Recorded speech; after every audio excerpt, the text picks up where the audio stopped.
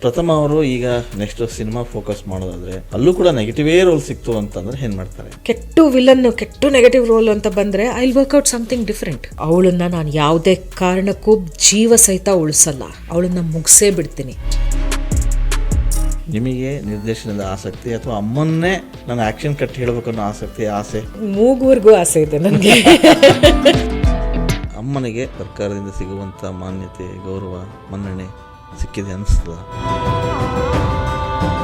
ಅವಾರ್ಡ್ಗೋಸ್ಕರ ನಾವು ಕೆಲಸ ಮಾಡ್ತಾ ಇದ್ದೀವ, ನಮ್ಮ ಸ್ಯಾಟಿಸ್ಫ್ಯಾಕ್ಷನ್ಗೋಸ್ಕರ ಕೆಲಸ ಮಾಡ್ತಾ ಇದ್ದೀವ, ಅಥವಾ ಎಂಟರ್ಟೈನ್ಮೆಂಟ್ ದೃಷ್ಟಿಯಿಂದ ಕೆಲಸ ಮಾಡ್ತಾ ಇದ್ದೀವ, ಎವ್ರಿಥಿಂಗ್ ಮ್ಯಾಟರ್ಸ್.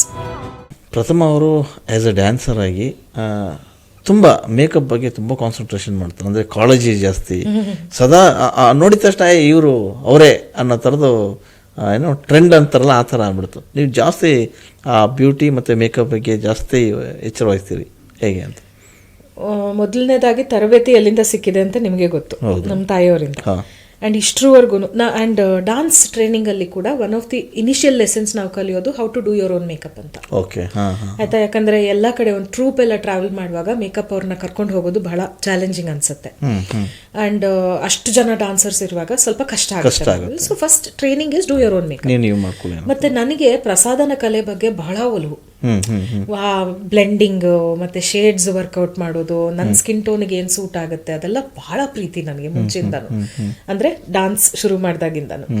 ಅದ ಕಾರಣ ನಾನೇ ಎಕ್ಸ್ಪೆರಿಮೆಂಟ್ ಮಾಡ್ಕೊಂಡು ಇನ್ಫ್ಯಾಕ್ಟ್ ಸೀರಿಯಲ್ ಸಿನಿಮಾ ಅಂತ ಬಂದಾಗ ಮೇಕಪ್ ಮ್ಯಾನ್ ಭಾಳ ಕೋಪ ಮಾಡ್ಕೊಳ್ಳೋರು. ಎಲ್ಲರೂ ಮಾಡಿಸ್ಕೋತಾರೆ, ನನ್ನ ಹತ್ರ ನೀನೊಬ್ಳೆ ಮಾಡಿಸ್ಕೊಳ್ಳಲ್ಲ. ನಾನಾಗ ಹೇಳ್ತಾ ಇದ್ದೆ, ಆ ಥರ ಅಲ್ಲ, ನನ್ಗೆ ನಿಮ್ಮ ಕೆಲಸ ಸಂತೋಷನೇ, ಆದರೆ ನನಗೇನು ಸೂಟ್ ಆಗುತ್ತೆ ಅಂತ ನನ್ನ ಮೇಲೆ ವರ್ಕೌಟ್ ಮಾಡ್ಕೊಳ್ಳೋದು ಬಹಳ ಪ್ರೀತಿ ನನಗೆ, ನಾನೇ ಮಾಡ್ಕೊಳ್ತೀನಿ ಅಂತ. ಸೊ ನಾವು that has become a trend, especially I makeup ಎಲ್ಲಾನು. ಡಿಫ್ರೆಂಟ್ ಶೇಡ್ಸ್ ಅಲ್ಲಿ ವರ್ಕೌಟ್ ಮಾಡೋದು, ಈ ಬಿಗ್ ಬಿಂದಿ, ಕಣ್ಣು ಬರ್ಕೊಳ್ಳೋದು ಎಲ್ಲ ತುಂಬಾ ಜನ ಕೇಳ್ತಾ ಇರ್ತಾರೆ, ಅದ್ರದ್ದು ವಿಡಿಯೋ ಮಾಡಿ ಹಾಕಿ ನೀವು ಅಂತ. ಮಾಡ್ತೀನಿ ಯಾವತ್ತಾದ್ರೂ. ಆ್ಯಂಡ್ ಸ್ಕಿನ್ ಕೇರ್ ಅಂತ ಬಂದಾಗ ಖಂಡಿತ ನಾನು ಯಾವ ದೊಡ್ಡ ಈ 7 ಸ್ಟೆಪ್ 18 ಸ್ಟೆಪ್ ಏನೂ ಮಾಡಲ್ಲ. ನಿಜವಾಗ್ಲೂ ಹೇಳ್ತೀನಿ, ಕಡಲೆ ಹಿಟ್ಟು, ಹಾಲು, ಅರಿಶಿಣ ಇಷ್ಟೇ ನನ್ನ ಸ್ಕಿನ್ ಕೇರ್ ಅಷ್ಟೇ. ನಾನು ಒಂದು ಪಾರ್ಲರ್ಗೆ ಹೋಗಿ ಒಂದು ದೊಡ್ಡ ವಿಷಯಗಳು ಮಾಡಿಸ್ಕೊಳ್ಳೋದು ಏನು ಮಾಡಲ್ಲ, ಎಲ್ಲ ಆರ್ಗ್ಯಾನಿಕ್ ಆಗಿ. ಓಕೆ, ಪ್ರಥಮ ಅವರು ಈಗ ನೆಕ್ಸ್ಟ್ ಸಿನಿಮಾ ಫೋಕಸ್ ಮಾಡೋದಾದ್ರೆ ಅಲ್ಲೂ ಕೂಡ ನೆಗೆಟಿವೇ ರೋಲ್ ಸಿಕ್ತು ಅಂತಂದ್ರೆ ಏನ್ ಮಾಡ್ತಾರೆ ಅಂತ? ಬಹಳ ಸಂತೋಷವಾಗಿ ಆಕ್ಸೆಪ್ಟ್ ಮಾಡ್ಕೊಂಡು ಮಾಡ್ತೀನಿ. ಯಾಕಂದ್ರೆ ಸೀರಿಯಲ್ ಅಲ್ಲಿ ನಿಮ್ಮನ್ನು ನೋಡ್ಬಿಟ್ಟಿದ್ದಾರೆ, ನೆಗೆಟಿವ್ ಆಗಿ ಕಂಡ್ಕೊಂಡ್ಬಿಟ್ಟಿದ್ದಾರೆ. ಸಿನಿಮಾ ಹೇಗೆ ಅಂತ ಖಂಡಿತವಾಗ್ಲೂ ಮಾಡ್ತೀನಿ. In fact cinema definitely is a bigger scope ಅಲ್ವಾ. ಆ್ಯಂಡ್ ಅದರಲ್ಲಿ ನೆಗೆಟಿವ್ ಅಂತಂದರೆ ಹೆಚ್ಚು ತೂಕ ಇರುತ್ತೆ ಆ ಪಾತ್ರಕ್ಕೆ. ಮತ್ತು ನನಗೆ ಪ್ರತಿ ಸತಿ ನೆಗೆಟಿವ್ ಆಫರ್ ಆದಾಗ how can I make each role different ಅನ್ನೋಂಥ ಒಂದು ವರ್ಕೌಟ್ ಮಾಡ್ಕೊಳ್ತಾ ಇರ್ತೀನಿ ನಾನು. ಈಗ ದ ಪ್ರೀವಿಯಸ್ ಒಲವಿನ ನಿಲ್ದಾಣ ಅಲ್ಲಿ ಕೂಡ ನೆಗೆಟಿವ್ ಆಗಿ ಟರ್ನ್ ಆಯಿತು ಆ ಪಾತ್ರ. ಆದರೆ ನಾನು ಅದ್ರಲ್ಲಿ ಮಾಡಿದ ಥರಾನೇ ಕರಿಮಣಿಯಲ್ಲಿ ಮಾಡಕ್ ಆಗ್ತಿರ್ಲಿಲ್ಲ. I had to bring something different. So ಅದೇ ಥರ ಏನಾದರೂ ಕೆಟ್ಟು ವಿಲನ್, ಕೆಟ್ಟು ನೆಗೆಟಿವ್ ರೋಲ್ ಅಂತ ಬಂದರೆ I will work out something different. So ಅದು ನನಗೆ ಚಾಲೆಂಜು, ಕರೆಕ್ಟ್ ಅಲ್ವಾ? ಮತ್ತೆ ನಾನು ಒಂದು ಸೀಕ್ರೆಟ್ ಹೇಳ್ತೀನಿ, ನಾನು ಮಮ್ಮಿ ನೆಗೆಟಿವ್ ಪಾತ್ರ ಮಾಡೋದೇ ಇಲ್ಲ, ಮಾಡೋದೂ ಇಲ್ಲ. She is against it. Amitabh Bachchan ಅವ್ರ ಸಿನಿಮಾ ಬಿಟ್ರು ಅವ್ರು ಅದೇ ಕಾರಣಕ್ಕೆ, because she had to turn negative in that role ಅಂತ. ಹಿಂದಿ ಸಿನಿಮಾದು. ಓಕೆ, ಶಿ ಸೆಡ್ ಕ್ಷಮಿಸಿ, ನನಗೆ ಸಾಧ್ಯನೇ ಇಲ್ಲ. ಯಾಕೆ ಅಂತ? ಯಾಕಂದ್ರೆ ಆಸ್ ಎ ಆರ್ಟಿಸ್ಟ್ ಆಗಿ ಮಾಡಬಹುದು. ಇಲ್ಲ, ಅವರು ಬಹಳ ಸಣ್ಣ ವಯಸ್ಸಿಂದ ಯೋಗಾಭ್ಯಾಸ, ವಿವೇಕಾನಂದರ ಇದು ಚಿಂತನೆಗಳು ಎಲ್ಲಾನು ಕಲ್ತ್ಕೊಂಡು ಬಂದಂಥವ್ರು. ಸೊ ಅವ್ರೇನು ಹೇಳ್ತಾರೆ ಅಂದರೆ, ಶಿ ಕ್ಯಾನ್ ನಾಟ್ ಲೆಟ್ ಈಗ ಒಂದು ಡೈಲಾಗ್ ಫಾರ್ ಎಕ್ಸಾಂಪಲ್ ಕರಿಮಣಿಯಲ್ಲಿ ಇದ್ದಿದ್ದ ಥರ, ಅವಳನ್ನ ನಾನು ಯಾವುದೇ ಕಾರಣಕ್ಕೂ ಜೀವ ಸಹಿತ ಉಳಿಸಲ್ಲ, ಅವಳನ್ನ ಮುಗಿಸೇ ಬಿಡ್ತೀನಿ. ಅಮ್ಮನಿಗೆ ಆ ಡೈಲಾಗ್ ಹೇಳಕ್ಕೆ ಇಷ್ಟ ಆಗಲ್ಲ, ಆ ಥಾಟ್ ಅವ್ರ ಮೈಂಡಲ್ಲಿ ತಂದ್ಕೊಳ್ಳೋಕ್ಕೂ ಇಷ್ಟ ಆಗಲ್ಲ, ತುಂಬ ಸಾಫ್ಟ್. ನಾನು ಅಂದರೆ ನಾನು ಪಾತ್ರ ಮಾಡಬೇಕಾದ್ರೆ ಅಫ್ಕೋರ್ಸ್ ಬೇರೆ ಪರ್ಸನ್ನೇ ಅಲ್ವಾ, ಪರಕಾಯ ಪ್ರವೇಶ ಅದು. ನನಗೇನಂತಂದರೆ ನನಗೆ ಆ ಪ್ಲೇ ಮಾಡೋದು ಭಾಳ ಪ್ರೀತಿ. ನನಗೆ ಆ ಥರ ಮನಸ್ಥಿತಿ ಇಲ್ಲ, ಇನ್ನೊಬ್ರಿಗೆ ಹರ್ಟ್ ಮಾಡಬೇಕು ಅಥವಾ ಇನ್ನೊಬ್ರಿಗೆ ಕೇಡ್ ಬಯಸೋದು ನನ್ನ ಹತ್ರ ಇಲ್ಲ. ಬಟ್ ಆ ಪಾತ್ರ ಮಾಡುವಾಗ I love to play the role there. So ಸಿನಿಮಾದಲ್ಲಿ ಬಂದ್ರಂತೂ ಅದು ದ ಬಿಗ್ಗೆಸ್ಟ್ ಬ್ಲೆಸ್ಸಿಂಗ್. ಓಕೆ, ಅಮ್ಮ ನಟನೆ ಜೊತೆಗೆ ನಿರ್ದೇಶನ ಕೂಡ ಮಾಡಿದ್ರು. ನಿಮಗೆ ನಿರ್ದೇಶನದ ಆಸಕ್ತಿ ಅಥವಾ ಅಮ್ಮನ್ನೇ ನಾನು ಆ್ಯಕ್ಷನ್ ಕಟ್ ಹೇಳಬೇಕು ಅನ್ನೋ ಆಸೆ ಮೂಗುವರೆಗೂ ಆಸೆ ಇದೆ ನನಗೆ. ಯಾವಾಗ ಈಡೇರ್ಬೋದು ಅಂತ ಅಮ್ಮನ ಹತ್ರ ಹೇಳ್ಕೊಂಡ್ರೆ ಈ ಥರ ಏನಾದ್ರು? ಅಮ್ಮನ ಹತ್ರ ಹೇಳ್ಕೊಂಡಿದ್ದೀನಿ, ಎಲ್ಲನೂ ಹೇಳ್ಕೊಂಡಿದ್ದೀನಿ. ಬಹುಶಃ ಅಮ್ಮ ತುಂಬ ಕಾಸ್ಟ್ಲಿನಾ ಅಂತ? ಇಲ್ಲಪ್ಪ, ಆ ಥರ ಏನೂ ಇಲ್ಲ, ಖಂಡಿತ ಇಲ್ಲ. ಮಗಳಿಗೋಸ್ಕರ ಅಂದರೆ ಶಿ ವಿಲ್ ಡೂ ಎನಿಥಿಂಗ್. ಆದರೆ ಇದರಲ್ಲಿ ಕಾಂಪ್ರಮೈಸ್ ಆಗಲ್ಲ ಕಥೆ ಪಾತ್ರದಲ್ಲಿ ಅಮ್ಮ? ಅದು ನಾನೇ ಆಗಲ್ಲ. ಇವಾಗ ಅಮ್ಮಂಗೆ ಸ್ಕ್ರಿಪ್ಟ್ ಹೇಳಕ್ಕೆ ಸುಮಾರು ಜನ ಬರ್ತಾ ಇದ್ರು ಮನೇಲಿ, ನಾನು ಕೂತ್ಕೊಂಡು ಕೇಳಿಸ್ಕೊತಾ ಇದ್ದೆ. ಕತೆ ಹುಚ್ಚು ನನಗೆ. ಜಡ್ಜ್ಮೆಂಟ್ ಅಮ್ಮ ನಿಂಗೆ ಡಿಸ್ಕಷನ್ ಮಾಡೋರು ನಿಮ್ಮ? ಓ ಮಾಡೋರು. ಅಂಡ್ ಎಷ್ಟೊಂದ್ ಸತಿ ಕೆಲವು ಪಾತ್ರಗಳ ಬಗ್ಗೆ ನಾನೇ ಹೇಳ್ತಾ ಇದ್ದೆ, ಅಮ್ಮ ನೋಡಿ ಯೋಚನೆ ಮಾಡಿ, ಇದು ಮಾಡ್ಲೇಬೇಕಾ ನೀವು? I don't think there is ನಿಮ್ಮ ಕ್ಯಾಲಿಬರ್ಗೆ ತಕ್ಕಂಥ ರೋಲ್ ಹೌದಾ ಅಲ್ವಾ ಇದು ಅನ್ನೋದನ್ನ ಯೋಚನೆ ಮಾಡಿ, ಅಥವಾ ನೀವು ಮಾತಾಡ್ತೀರಾ ಒಂಚೂರು ಬದಲಾವಣೆ ಮಾಡ್ಕೊಳ್ಳಿಕ್ಕೆ ಅಂತ. ಸೊ ನಾನೇ ಕಾಂಪ್ರಮೈಸ್ ಆಗಲ್ಲ, ಇನ್ನು ಅಮ್ಮ ರೋಲ್ ಬಗ್ಗೆ ಹೇಗೆ ಕಾಂಪ್ರಮೈಸ್ ಆಗ್ತಾರೆ?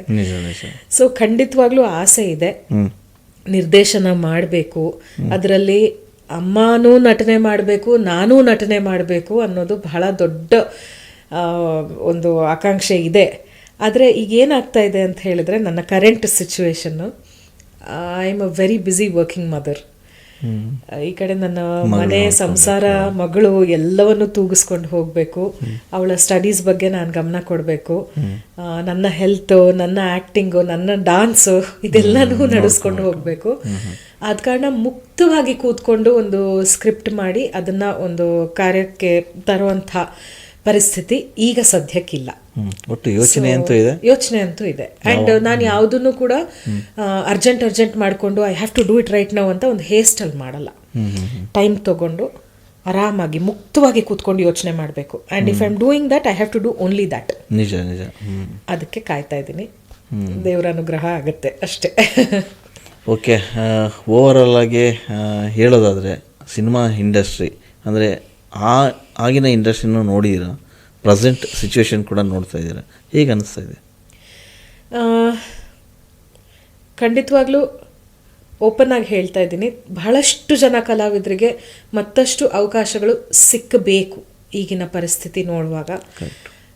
ನನ್ನ ಜನ್ರೇಷನ್ ಮಾತ್ರ ಅಲ್ಲ, ತುಂಬ ಹಿಂದಿನವರು ಕೂಡ ಎಷ್ಟು ಒಳ್ಳೊಳ್ಳೆ ಪೋಷಕ ಕಲಾವಿದರಿದ್ದಾರೆ, ಎಲ್ಲರೂ ಮನೇಲಿ ಕೂತಿದ್ದಾರೆ. ಹೆಚ್ಚಿನ ಜನ ಕಲೆನೇ ನಂಬ್ಕೊಂಡವ್ರಿಗೆ ಬದುಕೋದು ಬಹಳ ಕಷ್ಟ ಆಗ್ತಾ ಇದೆ, ತುಂಬ ಕಷ್ಟ ಆಗ್ತಾ ಇದೆ. ಒಂದು ಅವ್ರಿಗೂ ವಾಪಸ್ ಅವರು ಸ್ಕ್ರೀನ್ ಮೇಲೆ ಬರೋ ಥರ, ಯಾಕಂದ್ರೆ ಎಂಥ ಎಂಟರ್ಟೈನ್ಮೆಂಟ್ ಕೊಟ್ಟಿದ್ದಾರೆ, ಆ ಥರ ಒಂದು ಸನ್ನಿವೇಶ ಸೃಷ್ಟಿ ಆಗಬೇಕು ಅಂತ ನಾನು ಬಹಳ ಆಶಿಸ್ತೀನಿ. ಈಗ ಮುಂಚೆಗೆ ಕಂಪೇರ್ ಮಾಡಿದ್ರೆ ಆಗ ವರ್ಕಿಂಗ್ ಪ್ಯಾಟರ್ನ್ ಬೇರೆ ಇರ್ತಾ ಇತ್ತು, ದ ವೇ ಟೀಮ್ ವರ್ಕ್ಸ್ ಬೇರೆ ಇರ್ತಾ ಇತ್ತು. ಈಗ ಒಂದು ಬೇರೆನೇ ಈಕ್ವೇಶನ್ ಅದು. ಬಟ್ ಏನು ಅಂತಂದರೆ ಮಧ್ಯದಲ್ಲಿ ಕನ್ನಡ ಇಂಡಸ್ಟ್ರಿ ತುಂಬ ಗ್ರೇ ಏರಿಯಾ ನೋಡಿಬಿಟ್ವಿ ನಾವು. ಆಬ್ಸಲ್ಯೂಟ್ಲಿ ಏನು ಸಿನಿಮಾ ಮಾಡಿದ್ರು ಹಿಟ್ ಆಗಲ್ಲ. ಬಟ್ ಈಗ ಅದೊಂಥರ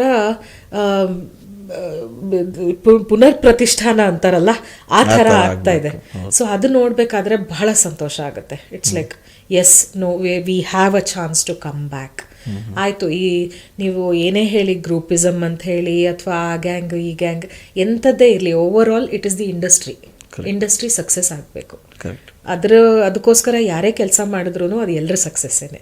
ಎಸ್, ನಿಮಗೆ ಗೊತ್ತಿರುವಂತೆ ಅಮ್ಮನಿಗೆ ಸರ್ಕಾರದಿಂದ ಸಿಗುವಂಥ ಮಾನ್ಯತೆ, ಗೌರವ, ಮನ್ನಣೆ ಸಿಕ್ಕಿದೆ ಅನಿಸ್ತದ, ಅಥವಾ ಸಿಗಬೇಕಾದ್ದು ಈಗಲೂ ಸಿಕ್ಕಿಲ್ಲ ಅಂತ ಎಲ್ಲ ಒಂದು ಕಡೆಗೆ ಬೇಸರ ಇದೆಯಾ ಅಂತ? ಬರೀ ಸರ್ಕಾರದಿಂದ ಮಾತ್ರ ಅಲ್ಲ, ಓವರ್ ಆಲ್ ಅಮ್ಮನಂಥ ಒಂದು ಸೀನಿಯರ್ ಆರ್ಟಿಸ್ಟಿಗೆ, ಅಮ್ಮನಂಥ ಒಂದು ಪೊಟೆನ್ಷಿಯಲ್ ಇರುವಂಥ ಆರ್ಟಿಸ್ಟಿಗೆ ಸಿಕ್ಕಬೇಕಾಗಿರುವಂಥ ಮನ್ನಣೆ ನನ್ನ ಪ್ರಕಾರ ಹೆಚ್ಚಿನ ಅಂಶ ಸಿಕ್ಕಿಲ್ಲ. ಆದರೆ ಅದ್ರ ಬಗ್ಗೆ ನಾನು ಅಮ್ಮನ ಹತ್ರ ಓಪನ್ ಆಗಿ ಮಾತಾಡುವಾಗ ಅಮ್ಮ ಇಷ್ಟೇ ಹೇಳ್ತಾರೆ, ಅವಾರ್ಡು ಸಂತೋಷನೇ, ಅವಾರ್ಡ್ ಸಿಕ್ಕೋದೆಲ್ಲ ಸಂತೋಷನೇ. ಆದರೆ ಹೋದಲ್ಲಿ ಜನರು ನಾನು 30 ವರ್ಷದ ಹಿಂದೆ ಮಾಡಿದ ಸಿನಿಮಾ ಕೂಡ ನೆನಪು ಮಾಡಿಕೊಂಡು ನಾವು ಕುಟುಂಬ ಎಲ್ಲ ಕೂತ್ಕೊಂಡು ನೋಡಿದ್ವಿ ಅಮ್ಮ, ನಾವು ಹತ್ವಿ ಅಮ್ಮ ಅಂತ ಹೇಳ್ತಾರಲ್ಲ, ಅದಕ್ಕಿಂತ ದೊಡ್ಡ ಅವಾರ್ಡ್ ನನಗೆ ಇನ್ನೊಂದಿಲ್ಲ. ಆದ ಕಾರಣ ನಾನು ಯಾವುದ್ರ ಹಿಂದೆನೂ ಓಡಲ್ಲ. ನಾವು ಇಟ್ ಡಿಪೆಂಡ್ಸ್, ಅವಾರ್ಡ್ಗೋಸ್ಕರ ನಾವು ಕೆಲಸ ಮಾಡ್ತಾ ಇದ್ದೀವ, ನಮ್ಮ ಸ್ಯಾಟಿಸ್ಫ್ಯಾಕ್ಷನ್ಗೋಸ್ಕರ ಕೆಲಸ ಮಾಡ್ತಾ ಇದ್ದೀವ, ಅಥವಾ ಎಂಟರ್ಟೈನ್ಮೆಂಟ್ ದೃಷ್ಟಿಯಿಂದ ಕೆಲಸ ಮಾಡ್ತಾ ಇದ್ದೀವ, everything matters. So I think ಆ ದೃಷ್ಟಿಯಲ್ಲಿ ಅಮ್ಮ ಕೆಲಸಕ್ಕೋಸ್ಕರ ಕೆಲಸ ಮಾಡ್ತಾ ಇದ್ದಾರೆ, ಪ್ಯಾಷನ್ಗೋಸ್ಕರ ಕೆಲಸ ಮಾಡ್ಕೊಂಡು ಬಂದಿದ್ದಾರೆ, ಅವರ ಆಡಿಯನ್ಸ್ಗೋಸ್ಕರ ಇನ್ನೂ ಕೆಲಸ ಮಾಡ್ಕೊಂಡು ಬರ್ತಾ ಇದ್ದಾರೆ. And that is something that ನಾವು ಯಂಗರ್ ಜನ್ರೇಷನ್ ಎಸ್ಪೆಷಲಿ ಈಗ ಬರ್ತಾ ಇರೋರು ಇವತ್ತು ಸ್ಕ್ರೀನ್ ಮುಂದೆ ಕಾಣಿಸ್ದೆ ನಾಳೆ ನಾನು ರೆಕಗ್ನಿಷನ್ ಸಿಗಬೇಕು ಅಂಥವರಿಗೆ ಬಹಳ ದೊಡ್ಡ ಪಾಠ ಇದು. ಎಸ್ 100%. ದೇಹದಲ್ಲಿ ಬ್ಯಾಡ್ ಕೊಲೆಸ್ಟ್ರಾಲ್ ಜಾಸ್ತಿ ಆದಾಗ ಹಾರ್ಟ್ ಅಟ್ಯಾಕ್ ಆಗೋ ಚಾನ್ಸಸ್ ಜಾಸ್ತಿ. ಇತ್ತೀಚೆಗಂತೂ ಸಿಕ್ಕಾಪಟ್ಟೆ ನ್ಯೂಸ್ನ ಕೇಳ್ತಾನೆ ಇದ್ದೀವಿ. ಸೊ ಬ್ಯಾಡ್ ಕೊಲೆಸ್ಟ್ರಾಲ್ನ ಕಮ್ಮಿ ಮಾಡೋದಕ್ಕೆ ಉತ್ತಮವಾದ ಆಹಾರ ತುಂಬ ಇಂಪಾರ್ಟೆಂಟು. ಜೀನಿ ಸ್ಲಿಮ್ ಯೂಸ್ ಮಾಡಿ. ಕರೆಕ್ಟ್, ಜೀನಿ ಸ್ಲಿಮ್ನಲ್ಲಿರುವಂತಹ ಎಷ್ಟೋ ಆಹಾರ ಧಾನ್ಯಗಳು ಕೊಲೆಸ್ಟ್ರಾಲ್ ಲೆವೆಲ್ನ ಕಮ್ಮಿ ಮಾಡೋದಕ್ಕೆ ಹೆಲ್ಪ್ಫುಲ್ ಆಗುತ್ತೆ. ಸೊ ಹೆಲ್ದಿ ಆಗಿರಿ, ಜೀನಿ ಸ್ಲಿಮ್ನ ಯೂಸ್ ಮಾಡಿ.